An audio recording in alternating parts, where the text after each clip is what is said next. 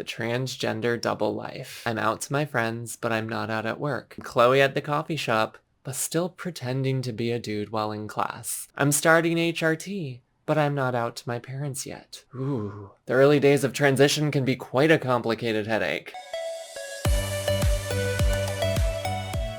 Now, as you all know, it's been quite a while since I did this whole going back and forth between what we sometimes call girl mode and boy mode, but it was one of the most emotionally exhausting things early in my transition, maybe in my entire transition. I'll never forget the first time I spent a whole week as me. It was December of 2014. Little walk down memory lane. It was winter break. I was still in graduate school, but the first time I was in graduate school. Those lovely engineering days. My girlfriend and I spent about a week in South Florida with one of my best friends and his husband. Fun fact, him coming out to me back in 2008, becoming even closer friends with him than I already was, I think really helped me on my journey of coming out and living my life. And for privacy's sake, I'm not going to share his name or his husband's name in this video, but if he watches, he'll probably have a pretty good idea that I'm talking about him. But anywho, December 2014, I had only begun my transition about maybe 3 months prior, with the exception of a few outings, like my first time to a gay club as moi. I was in girl mode, mostly just in the privacy of my own home, with my girlfriend and our roommate at the time. So this was a big step. I was super excited to visit my friends, and I had already come out to them through text or over the phone, but this was actually the first time that they would meet Chloe in person. My wigs were still terrible, my makeup game was weak, I had only had one laser session at this point, so I still had a lot of that good old 5 o'clock shadow, and I didn't really know what my sense of style was at this point, so all the cards are really stacked in my favor for sure, but I didn't care. You know, on this trip we did a bunch of things. I think we went to the farmer's market, we went to the movies several times, we went to another gay club. Some people still thought I was a drag queen, but yeah, still liberating to go out as myself. We went on a shopping trip to the mall. I think that might have been my favorite part because this is the first time I went to a makeup store as myself. I had gone to like Ulta or whatever with my girlfriend, but I was still presenting in boy mode during those times. This is the first time Chloe showed up in a makeup store, and I went to a MAC in the mall, and they were so incredibly validating. I still use MAC to this day. I still use the same powder that they helped me pick out. It's one of the palest shades they offer. I do think the powder's really good, which is why I still use it. It's a bit expensive, but I like it, and I'm too lazy to try to like experiment with other things to figure out if other things work better.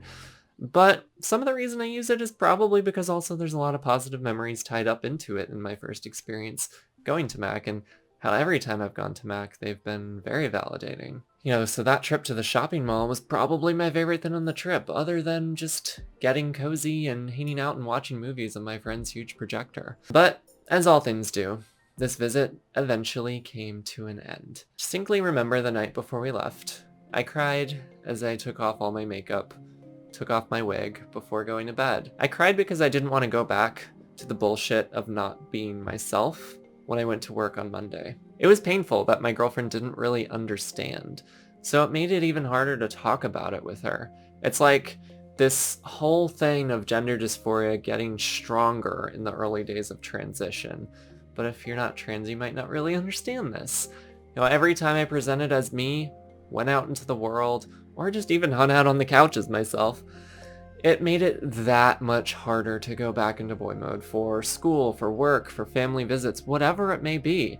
It was like I had finally accepted that this costume that I was wearing for so many years did not work, and I finally embraced who I was. So having to put that costume back on after starting to accept myself, the absolute worst thing ever. Honestly, this was probably one of, if not the most painful parts of my transition, at least my early transition. That being said though, I also want to again revisit this wonderful trip, because it went well. Nothing bad happened. Something that was so critical in those early transition days, something I think is critical for everyone in early transition, even though I didn't realize this at the time. You know, I think about it, if I had had a terrible experience the first time being myself for an extended period of time, I imagine that would have been quite a setback in my journey. It went so well, in fact, that when I went back to my therapist in January, that was the first time I went to therapy presenting as Chloe.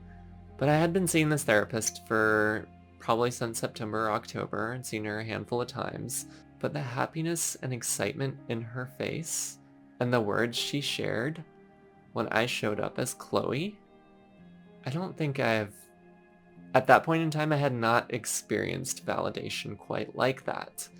She helped me through much of my first year in transition, the good times and the bad times. She helped me through a lot of this awkward, awful, double life bullshit, and I can easily say she's a big reason why I am where I am today. Not only in my transition, but like switching my career path too, and being in grad school yet again. You know, this double life aspect, so to speak, of early transition, involved many other things than just this one story, but I think that was one of the most influential experiences in my early transition. But I also went full-time pretty quickly in the grand scheme of things, largely because I was sick and tired of that sort of double life type thing. Girl mode at home, boy mode at work, rinse and repeat. I had to end this cycle, this vicious cycle that was incredibly painful. But I think I'll save some other parts of the story for another day, and I will now turn it over to all of you. Can you relate to this transgender double life that I spoke of? I imagine many of you can, and I wonder, for those of you that are beyond that, how have you managed it?